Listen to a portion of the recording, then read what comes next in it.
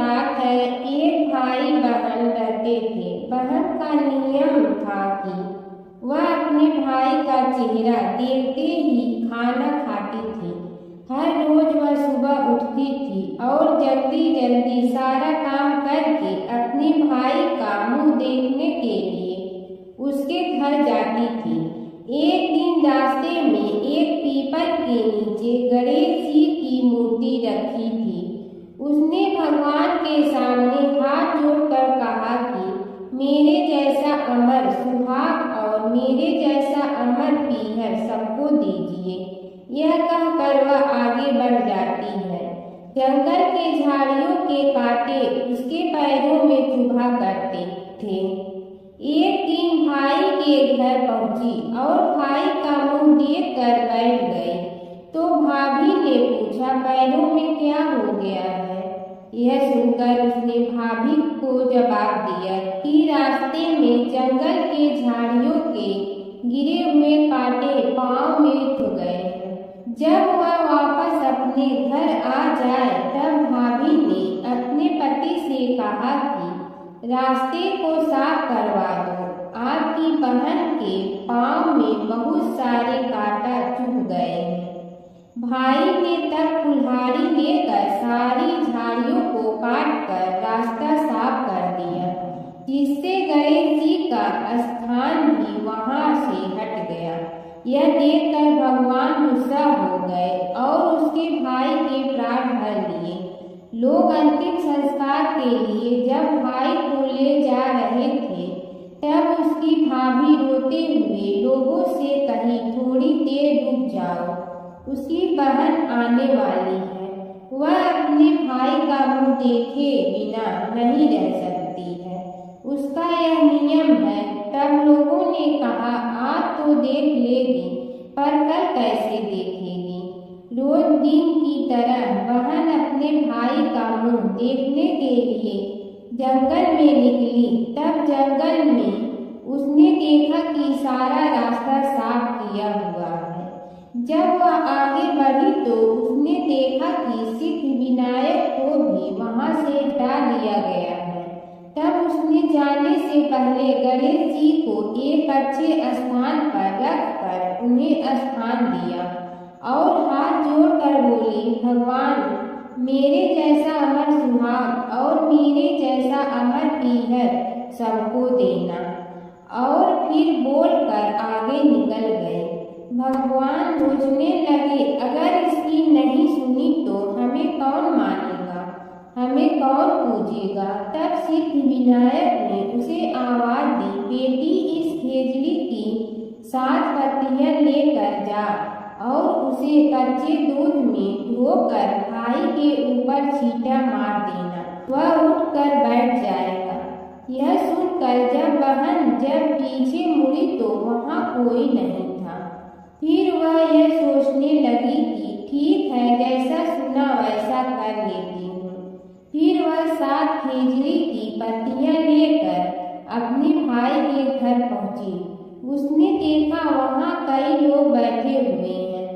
भाभी बैठी रो रही है और भाई की लाश रखी है। तब उसने पत्तियों को बताए हुए नियम के तहत भाई के ऊपर इस्तेमाल किया। तब भाई उठकर बैठ गया। भाई बोला बहन से, मुझे बहुत ही गहरी नींद आ गई थी। तब बहन बोली, यह नींद किसी दुश्मन को भी न आए। और उसने सारी बात अपने भाई को बता दी। गणेश जी की कथा। एक बार गणेश जी एक छोटे बालक के रूप में चिमटी में चावल और चमचे में दूध लेकर निकले। वो हर किसी से कह रहे थे कि कोई मेरी खीर बना दो, कोई मेरी खीर बना दो। एक बुढ़िया बैठी हुई थी। उसने कहा, ला मैं बना दूं। वह छोटा सा बर्तन चढ़ाने लगी। तब गणेश जी ने कहा कि दादी माँ, छोटी सी भगोनी मत चढ़ाओ, तुम्हारे घर में जो सबसे बड़ा बर्तन है वही चढ़ा दो। बुढ़िया ने वही चढ़ा दिया। वह देखती रह गई कि वह जो थोड़े से चावल उस बड़े बर्तन में डाली थी वह तो पूरा दादी माँ मैं नहा कर आता हूँ। खीर तैयार हो गई हो तो बुढ़िया के पोते पोती खीर खाने के लिए रोने लगे। बुढ़िया ने कहा, गणेश जी तेरे भोग लगाना कहकर चूल्हे में थोड़ी सी खीर डाली और कटोरी भर भर कर बच्चों को दे दी।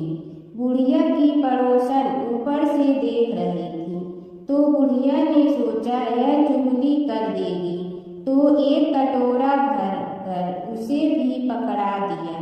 बेटे की बहू ने चुपके से एक कटोरा खीर खाई और कटोरा चक्की के नीचे छुपा दिया।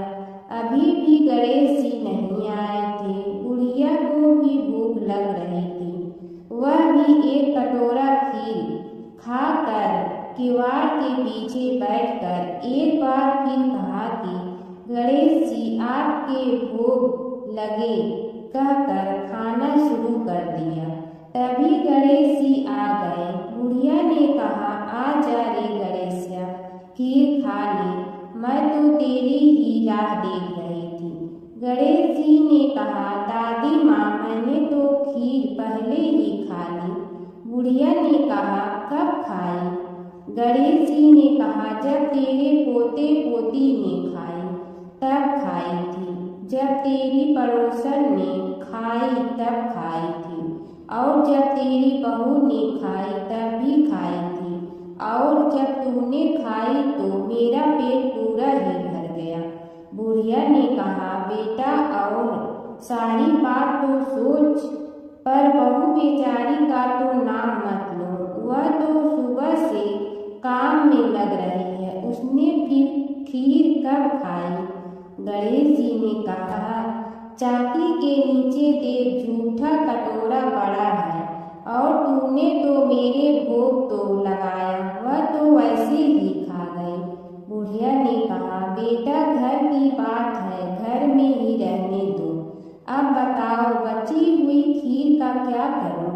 गणेश जी ने कहा, नगरी की जीमा दो। बुढ़िया ने पूरी नगरी जिमिलवा दी, फिर भी बर्तन पूरा ही भरा था। राजा को पता लगा तो बुढ़िया को बुलाया और कहा, क्यों रे बुढ़िया, ऐसा बर्तन तेरे घर पर सोए अच्छा लगे या हमारे घर पर सोए? बुढ़िया ने कहा, राजा जी आप ले लो। राजा जी ने खीर का बर्तन महल में मंगा लिया। लाते ही खीर में कीड़े मकोड़े बिच्छू हो गए और दुर्गंध आने लगी। यह देखकर राजा जी ने बुढ़िया से कहा, बुढ़िया बर्तन वापस ले जा, तो मुझे मेरे गणेश जी ने दिया। बुढ़िया ने बर्तन वापस लिया, लेते ही सुगंधित की हो गए। घर आकर बुढ़िया ने गणेश जी से कहा, बची हुई खीर का क्या करें? गणेश जी ने कहा, झोपड़ी के कोने गड्ढा खोद कर गाड़ दो, उसी जगह सुबह उठकर वापस खोदेगी तो धन के 2-4 पैसे मिलेंगे। ऐसा कहकर गणेश जी अंतर ध्यान हो गए। जाते समय झोपड़ी के लात मारते हुए गए तो झोपड़ी के स्थान पर महल हो गया। सुबह बहू ने फावड़ा लेकर पूरे घर को खोद दिया तो कुछ भी नहीं मिला। बहू ने कहा, सासू जी थारो गणेश जी तो झूठे हैं। सास ने कहा, बहू मारो गणेश झूठो तो नहीं है, ला मैं देखूं। वह फावड़ा लेकर खोजने लगी तो टन टन करते 2 धन के घड़े निकले आए। बहू ने कहा, सासू जी गणेश जी तो साचो ही हैं। सास ने कहा, गणेश जी तो भावनाओं का भूखा है। यह गणेश जी जैसा आपने बुढ़िया को दिया वैसा सबको देना। गणेश और बुढ़िया माई की कथा। एक बुढ़िया थी, वह बहुत ही गरीब और दृष्टिहीन थी। उसके एक बेटा और बहू थे। वह बुढ़िया सदैव गणेश जी की पूजा किया करती थी। एक दिन गणेश जी प्रकट होकर उस बुढ़िया से बोले, बुढ़िया माँ तू जो चाहे सो मांग ले। बुढ़िया बोली, मुझे तो मांगना नहीं आता।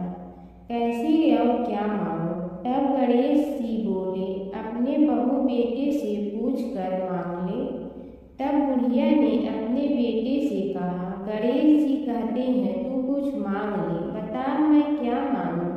पुत्र ने कहा, माँ तू धन मांग ले। बहू से पूछा तो बहू ने कहा, नाती मांग ले। तब बुढ़िया ने सोचा कि ये तो अपने अपने मतलब की बात कर रहे हैं। अतः उस बुढ़िया ने पड़ोसन से पूछा तो उन्होंने कहा, बुढ़िया तू तो थोड़े दिन जियोगी, क्यों तू धन मांगो और क्यों नाती मांगे। तू तो अपनी आंखों की रोशनी मांग ले, जिससे तेरी जिंदगी आराम से कट जाए। इस पर बुढ़िया बोली, यदि आप प्रसन्न है तो मुझे 9 करोड़ की माया दे, निरोगी काया दे, अमर सुभाग दे, आंखों की रोशनी दे, नाती दे, पोता दे और सब परिवार को सुख दे और अंत में मोक्ष दे। यह सुनकर तब गणेश जी बोले, बुढ़िया माँ तुमने तो हमें ठग लिया, फिर भी जो तूने मांगा है वचन के अनुसार सब तुझे मिलेगा। और यह कहकर गणेश जी अंतर ध्यान हो गए। उधर बुढ़िया माँ ने जो कुछ मांगा वह सब कुछ मिल गया। हे गणेश जी महाराज, जैसे तुमने उस बुढ़िया माँ को सब कुछ दिया वैसे ही सबको देना। प्राचीन काल की बात है। नैमिषारण्य क्षेत्र में ऋषि, महर्षि और साधु संतों का समाज जुड़ा था। उसमें श्री सूत जी भी विद्यमान थे। शौनक जी ने उनकी सेवा में उपस्थित होकर निवेदन किया कि हे अज्ञान लोग, घोर तिमिर को नष्ट करने में करोड़ों सूर्यों के समान प्रकाशमान श्री सूत जी हमारे कानों के लिए अमृत के समान जीवन प्रदान करने वाले कथा तत्व का वर्णन कीजिए। हे सूत जी, हमारे हृदयों में ज्ञान के प्रकाश की वृद्धि तथा भक्ति, वैराग्य और विवेक की उत्पत्ति जिस कथा से हो सकती हो वह हमारे प्रति कहने की कृपा कीजिए। शौनक जी की जिज्ञासा से सूत जी बड़े प्रसन्न हुए। पुरातन इतिहासों के स्मरण से उनका शरीर पुलकायमान हो रहा था। वे कुछ देर उसी स्थिति में विराजमान रहकर कुछ विचार करते रहे और अंत में बोले, शौनक जी, इस विषय में आपके चित्त में बड़ी जिज्ञासा है। आप धन्य हैं जो सदैव ज्ञान की प्राप्ति में तत्पर रहते हुए विभिन्न पुराण कथाओं की जिज्ञासा रखते हैं। आज मैं आपको ज्ञान के परम स्रोत रूप श्री गणेश जी का जन्म कर्म रूप चरित्र सुनाऊंगा। गणेश जी से ही सभी ज्ञानों, सभी विद्याओं का उद्भव हुआ है। अब आप सावधान चित्त से विराजमान हो। श्री गणेश जी के ध्यान और नमस्कार पूर्वक उनका चरित्र श्रवण करें। नमस्तस्मै गणेशाय ब्रह्मा विद्या प्रदायिनी यनागस्त्य समः साक्षात् विघ्न सागर शोषणे। कैसे हैं वे श्री गणेश जो सभी प्रकार की ब्रह्म विद्याओं को प्रदान करने वाले अर्थात ब्रह्मा के सगुण और निर्गुण स्वरूप पर प्रकाश डालने और जीव ब्रह्मा का अभेद प्रतिपादन करने वाली विद्याओं के दाता हैं। वे विघ्नों के समुद्रों को महर्षि अगस्त के समान शोषण करने में समर्थ है, इसलिए उनका नाम विघ्न सागर शोषक के नाम से प्रसिद्ध है। मैं उन भगवान श्री गणेश जी को नमस्कार करता हूँ।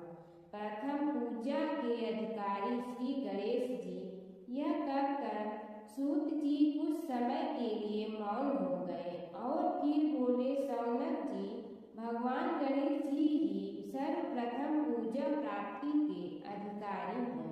किसी भी देवता की पूजा करो, पहले उनकी पूजा करो। शौनक जी ने निवेदन किया, हे भगवान, हे सूत, सर्वप्रथम यह बताने की कृपा कीजिए कि गणेश जी को प्रथम पूजा का अधिकार किस प्रकार प्राप्त हुआ।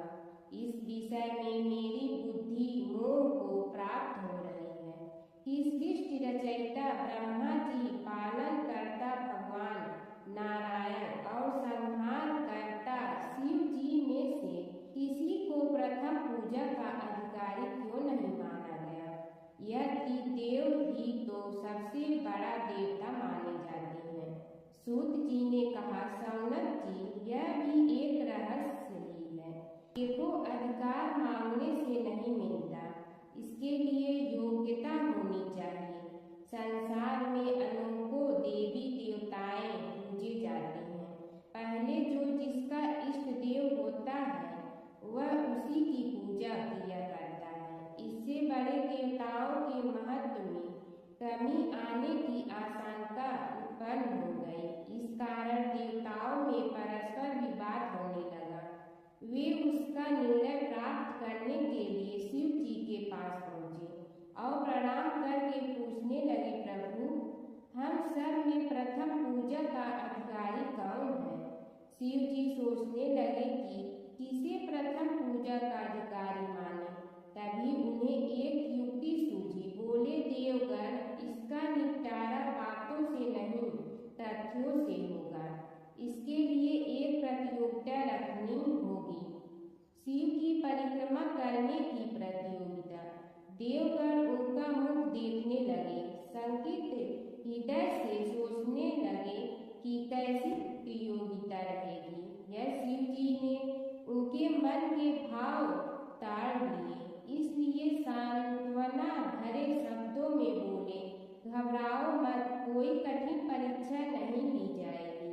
बस इतना ही कि सभी अपने अपने वाहनों पर चढ़कर संसार की परिक्रमा करो और फिर यहाँ लौट आओ।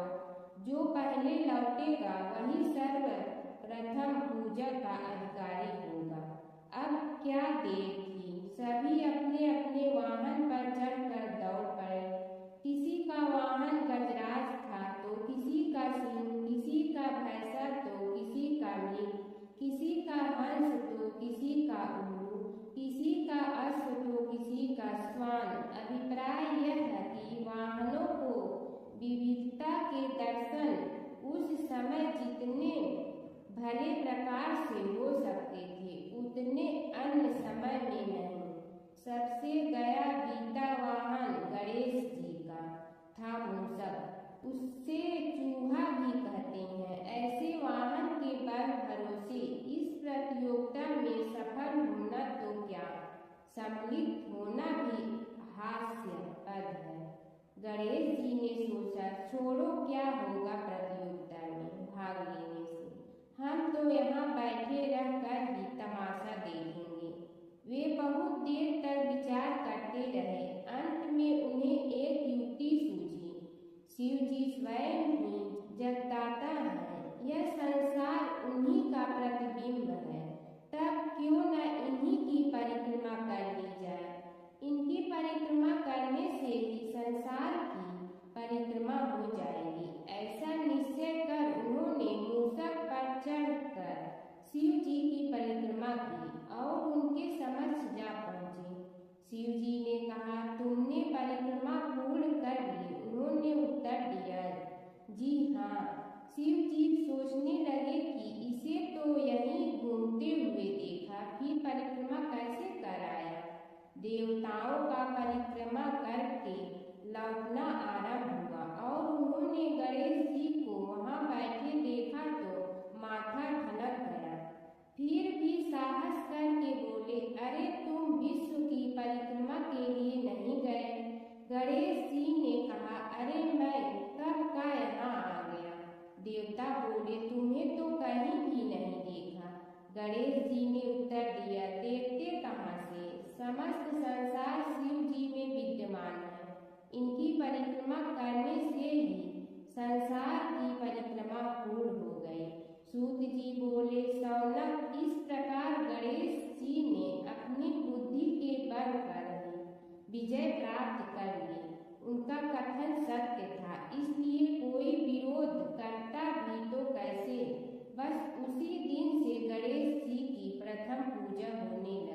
दूसरा अध्याय। हरि अनंत हरि चरित अनंता। सूत जी बोले, हे शौनक जी, यह एक तथ्य है कि गणेश जी ही उसके पात्र हैं। वे बड़े देवता का भी कार्य सिद्धि में विघ्न उपस्थित होने पर उन विघ्नराज का आश्रय न लिया हो। हे शौनक, वे देव भी बड़े दयालु हैं। नाम तो शिव जी का ही आशुतोष है, किंतु वे सर्वात्मा और सर्वरक्षक प्रभु तो शिव जी की अपेक्षा भी शीघ्र ही प्रकट हो जाते हैं। उनका भक्त कभी किसी संकट में नहीं पड़ता। यदि प्रारब्ध वशात कभी किसी विपत्ति में पड़ भी जाता है तो गणेश्वर की उपासना करने पर उनके अनुग्रह से उनके समस्त दुख दूर होकर परम सुख की प्राप्ति होती है। शौनक ने कहा, हे सूत जी, हे महाभाग, हे प्रभु, मैं गणेश जी के विभिन्न चरित्रों का अध्ययन करना चाहता हूँ, तो मुझे बताइए कि किस ग्रंथ का अवलोकन करूँ। हे दयामय, आपको तो उनके समस्त चरित्र विदित है कि यदि आप ही उन्हें सुनाने की कृपा करें तो मेरा अत्यधिक उपकार होगा। सूत जी बोले, हे शौनक भगवान, गणेश्वर के इतने चरित्र हैं कि उन सब का कथन इस जीवा से संभव नहीं, क्योंकि प्रभु अनंत प्रभु चरित अनंता वाली बात समस्त विद्वान ऋषि मुनि कहते हैं। फिर भी गणेश जी प्रथम पूजा के अधिकारी होने के कारण समस्त देव चरित्रों में जुड़े हुए हैं, इसलिए उनका प्रभाव भी सर्वाधिक व्यापक है। हे मुने, हे शौनक, वे भगवान सर्व समर्थ हैं। वे सभी का तिरस्कार करने में समर्थ हैं, किंतु उनका तिरस्कार कोई भी नहीं कर सकता। यह त्रिलोक्य उन्हीं भगवान के संकेत पर नृत्य करता है। इसकी समस्त क्रियाएं उन्हीं की इच्छा पर आश्रित हैं।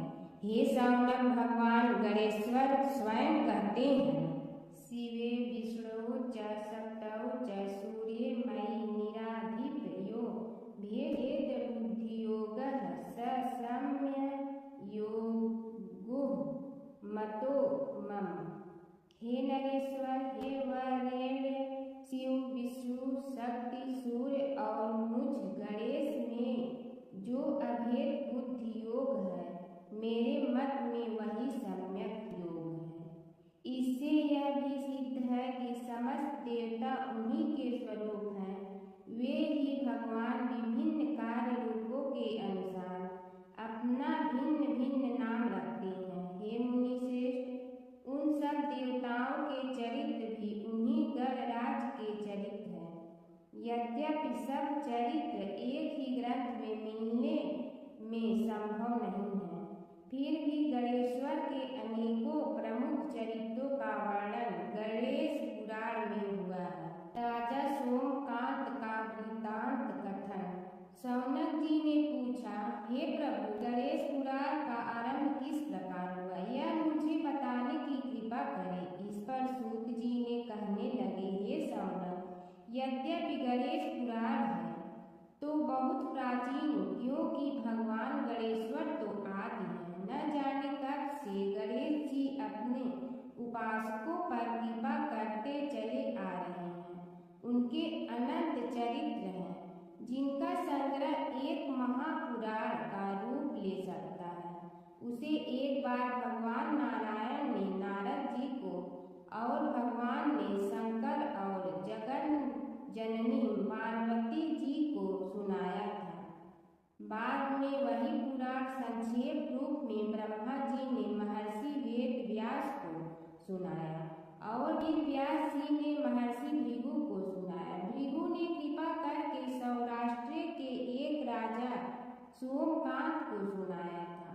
तब से वह पुराण अनेक कथाओं में विस्तृत होता रहा और अनेक कथाओं से रहित होता हुआ अनेक रूप में प्रचलित है। शौनक जी ने पूछा, भगवान, आप यह बताने का कष्ट करें कि राजा सोमकांत कौन था? उसने महर्षि से गणेश पुराण का श्रवण कहाँ किया?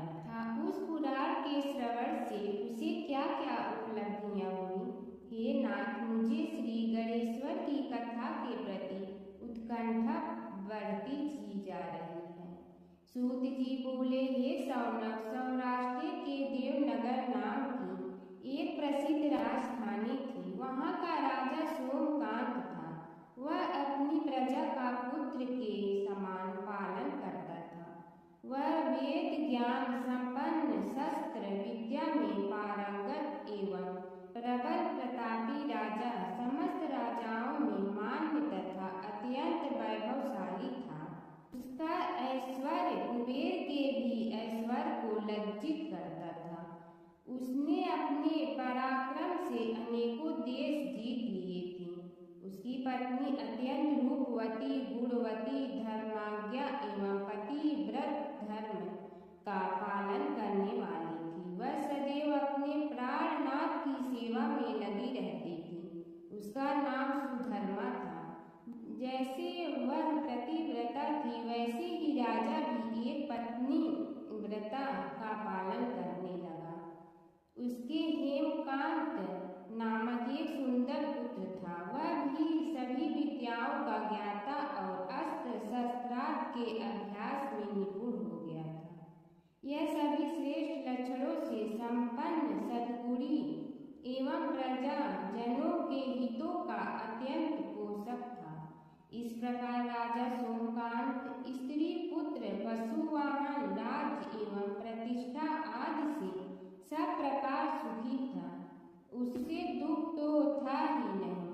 सभी राजागण उसका हार्दिक सम्मान करते थे तथा उसकी श्रेष्ठ कीर्ति भी संसार व्यापी थी। परंतु युवावस्था के अंत में सोमकांत को घृणित कुष्ठ रोग हो गया। उसके अनेक उपचार किए गए, किंतु कोई लाभ नहीं हुआ। रोग शीघ्रता से बढ़ने लगा और उसके कीड़े पड़ गए। जब रोग की अधिक वृद्धि होने लगी और उसका कोई उपाय न हो सका, तो राजा ने मंत्रियों को बुलाकर कहा, सुव्रतो, जाने किस कारण यह रोग मुझे पीड़ित कर रहा है। अवश्य ही यह किसी पूर्व जन्म के पाप का फल होगा। इसलिए मैं अब अपना समस्त राजपाट छोड़कर वन में रहूंगा। मेरे पुत्र हेमकांत को मेरे समान मानकर राज्य शासन का धर्म पूर्वक संचालन कराते रहे। यह कहकर राजा ने शुभ दिन दिखवाकर अपने पुत्र हेमकांत को राज्य पद पर अभिषेक किया और अपनी पत्नी सुधर्मा के साथ निर्जन वन की ओर चल दिया। प्रजापालक राजा के वियोग में समस्त प्रजा जन अश्रु बहाते हुए उनके साथ चले गए। राज्य की सीमा पर पहुंचकर राजा ने अपने पुत्र, अमात्यगण और प्रजा जनों को समझाया, आप सब लोग धर्म के जानने वाले, श्रेष्ठ आचरण में तत्पर एवं सहृदय हैं। यह संसार तो वैसे भी परिवर्तनशील है। जो आज है वह कल नहीं था और आने वाले कल में भी नहीं रहेगा। इसलिए मेरे जाने से दुख का कोई कारण नहीं है। मेरे स्थान पर मेरा पुत्र सभी कार्यों को करेगा। इसलिए आप सब उसके अनुशासन में रहते हुए उसे सदैव सम्मान करते रहें। फिर पुत्र से कहा, बेटा, यह स्थिति सभी के समझ आती रही है। हमारे पूर्व पुरुष भी परंपरागत रूप से वृद्धावस्था आने पर वन में जाते रहे हैं। मैं कुछ समय पहले ही वन में जा रहा हूँ, तो कुछ पहले या पीछे जाने में कोई अंतर नहीं पड़ता। यदि कुछ वर्ष बाद जाऊँ तब भी मोह का त्याग करना ही होगा। इसलिए हे वत्स, तुम दुखित मत हो और मेरी आज्ञा मानकर राज्य शासन को ठीक प्रकार चलाओ। ध्यान रखना, क्षत्रिय धर्म का कभी त्याग न करना और प्रजा को सदा सुखी रखना। इस प्रकार राजा सोमकांत ने सभी को समझा बुझाकर वहां से वापस लौट आया और स्वयं अपनी पतिव्रता भार्या के साथ वन में प्रवेश किया। पुत्र हेमकांत के आग्रह से उसने सुबल और ज्ञान गम्य नामक 2 आदमी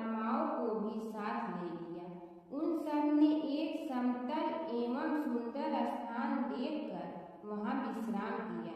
तभी उन्हें एक मुनि कुमार दिखाई दिया। राजा ने उससे पूछा, तुम कौन हो, कहाँ रहते हो? यदि उचित समझो तो मुझे बताओ। मुनि बालक ने कोमल वाणी में कहा, मैं महर्षि भृगु का पुत्र हूँ। मेरा नाम च्यवन है। हमारा आश्रम निकट में ही है। अब आप भी अपना परिचय दीजिए।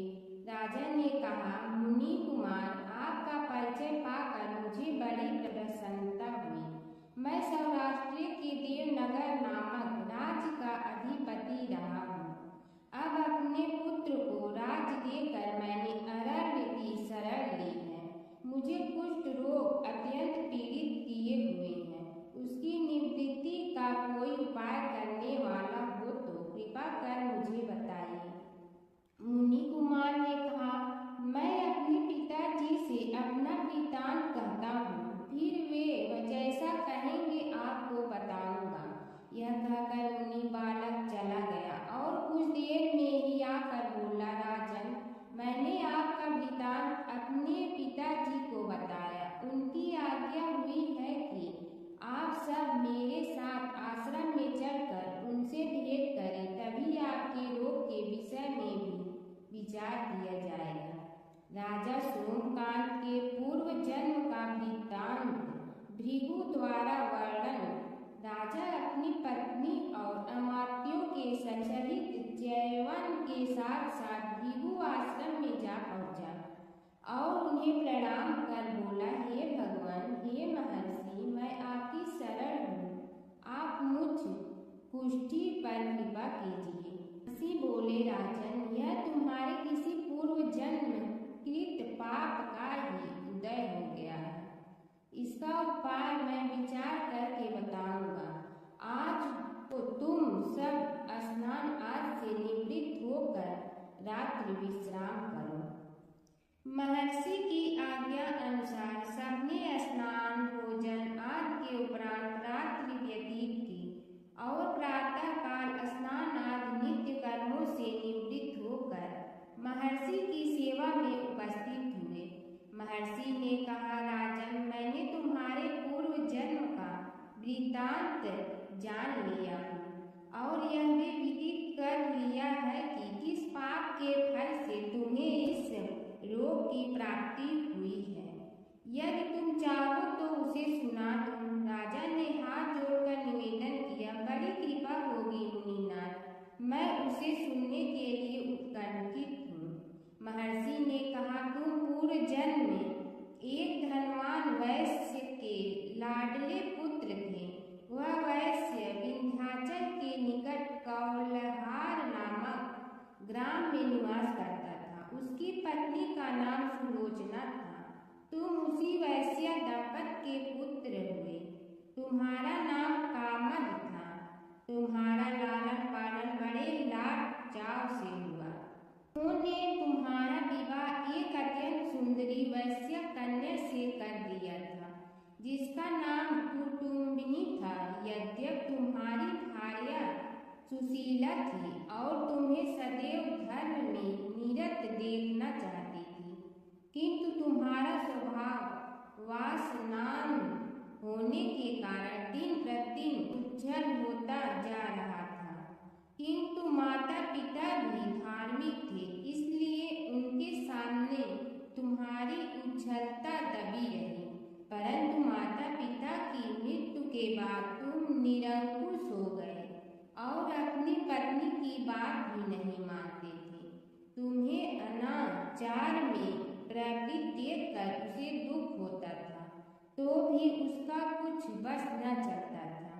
तुम्हारी उन्मत्तता चरम सीमा पर थी। अपनों से भी द्वेष और क्रूरता का व्यवहार किया करते थे।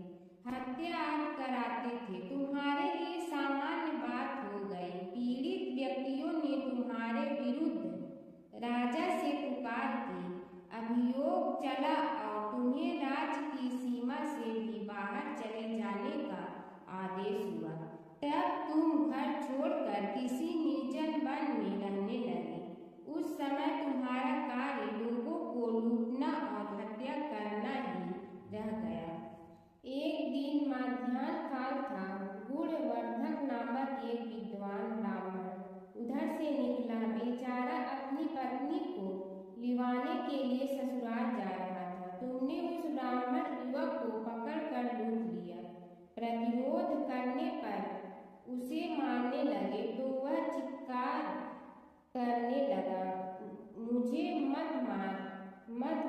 देख मेरा दूसरा विवाह हुआ है, मैं पत्नी को लेने के लिए जा रहा हूँ, किंतु तुम तो क्रोधवश में ऐसे लीन हो रहे थे कि तुमने उसकी बात सुनकर भी नहीं सुनी। जब उसे मारने लगे तो उसने श्राप दे दिया, अरे हत्यारे, मेरी हत्या के पाप से तो सहस्त्र कल्प तक घोर नरक भोगोगे। तुमने उसकी कोई चिंता न की और सिर काट लिया। राजन, तुमने ऐसी एक नहीं बल्कि अनेक निरीह हत्याएं की थी, जिनकी गणना करना ही पाप है। इस प्रकार इस जन्म में तुमने घोर पाप कर्म किए थे, किंतु बुढ़ापा आने पर जब अशक्त हो गए तब तुम्हारे साथ जो क्रूर कर्मा थे वे भी किनारा कर गए। उन्होंने सोच लिया कि अब तो इसे खिलाना भी पड़ेगा, इसलिए मरने दो यहीं।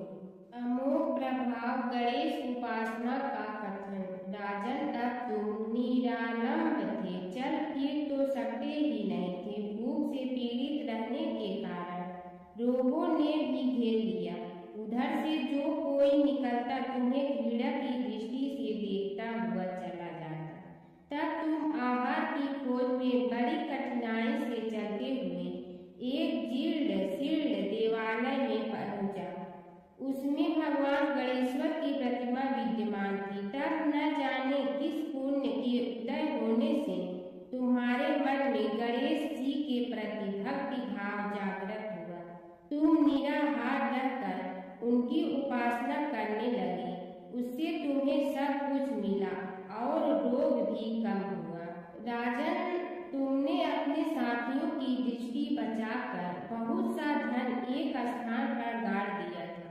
अब तुमने उस धन को उसे देवालय के जीर्णोद्धार में लगाने का निश्चय किया। शिल्पी बुलाकर उस मंदिर को सुंदर और भव्य बनवा दिया। इस कारण कुख्याति सुख्याति में बदलने लगी।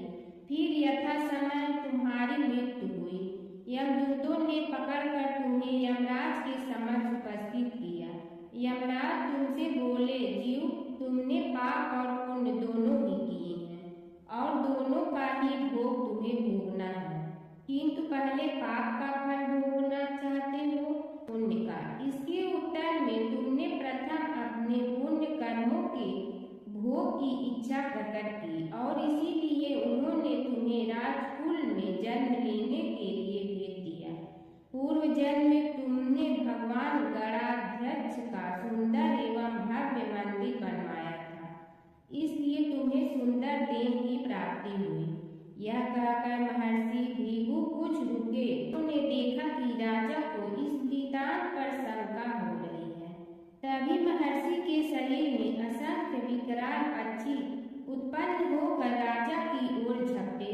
उनकी चोंच बड़ी तीक्ष्ण थी, जिनसे वे राजा के शरीर को नोच कर खाने लगे। उसके कारण उत्पन्न असहनीय पीड़ा से व्याकुल हुए राजा ने महर्षि के समक्ष हाथ जोड़कर निवेदन किया, प्रभु, आपका आश्रम तो समस्त द्वेष आदि से परे है और यहाँ मैं आपकी शरण में बैठा हूँ।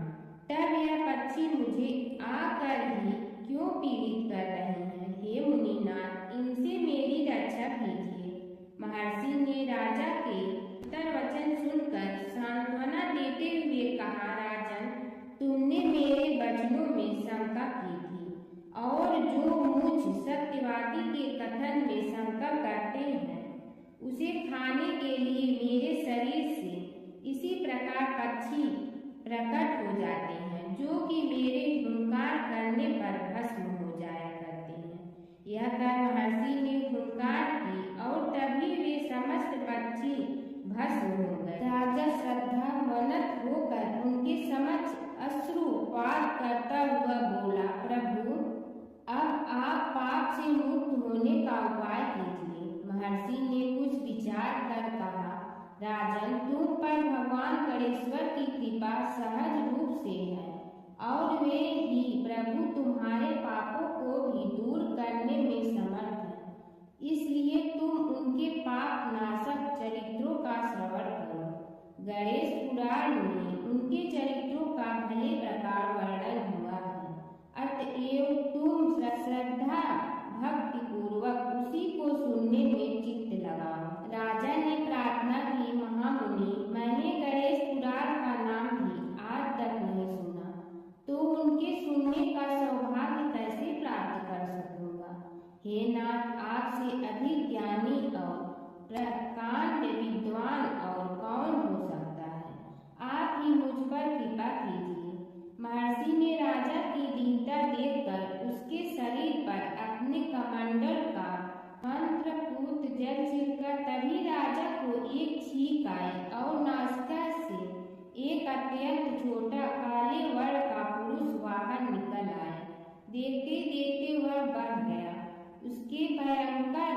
रूप को देखकर राजा कुछ भयभीत हुआ, किंतु समस्त आश्रमवासी वहां से भाग गए। वह पुरुष महर्षि के समक्ष हाथ जोड़कर खड़ा हो गया। उन्हें उसकी ओर देखा और कुछ उच्च स्वर में बोले, तू कौन है, क्या चाहता है? वह बोला, मैं साक्षात पाप हूँ।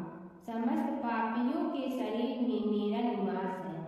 आपके मंत्रपूत जल के स्पर्श से मुझे विवश होकर राजा के शरीर से बाहर निकलना पड़ा है। अब मुझे बड़ी भूख लगी है, बताइए क्या खाऊं और कहाँ रहूं?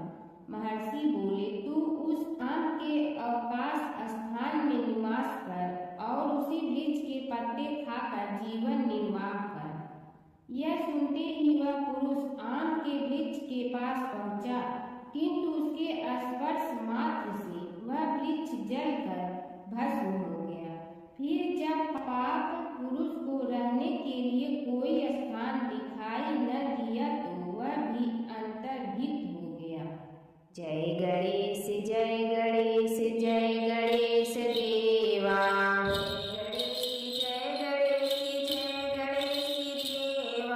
माता जकी पार्वती पिता महादेवा। माता जकी पार्वती पिता महादेवा। एक दंत दयावंत चार भुजाधारी। एक दंत दयावंत चार भुजाधारी। मस्तक सिंदूर सोहे मूस की सवारी। मस्तक सिंदूर सोहे मूस की सवारी। जय गणेश जय गणेश जय गणेश देवा। जय गणेश जय गणेश जय गणेश देवा। माता जकी पार्वती पिता महादेवा। माता जकी पार्वती पिता महादेवा। अंधन को आँख देत कोढ़िन को काया। अंधन को आँख देत कोढ़िन को काया। भाजन को पुत्र देत निर्धन को माया। भाजन को पुत्र देत निर्धन को माया। जय गणेश जय गणेश जय गणेश देवा। जय गणेश जय गणेश देवा। माता जकी पार्वती पिता महादेवा। माता जकी पार्वती पिता महादेवा। हार चढ़े फूल चढ़े और चढ़े मेवा। हार चढ़े फूल चढ़े और चढ़े मेवा। लड्डुअन का भोग लगे संत करे सेवा। लड्डुअन का भोग लगे संत करे सेवा। जय गणेश जय गणेश जय गणेश देवा। जय गणेश जय गणेश जय गणेश देवा। माता जकी पार्वती पिता महादेवा। माता जकी पार्वती पिता महादेवा। दीनन की लाज रखो शंभु सुतवारी। दीनन की लाज रखो शंभु सुतवारी। कामना को पूरा करो जग बलिहारी। कामना को पूरा करो जग बलिहारी। जय गणेश जय गणेश जय गणेश देवा। जय गणेश जय गणेश जय गणेश देवा। माता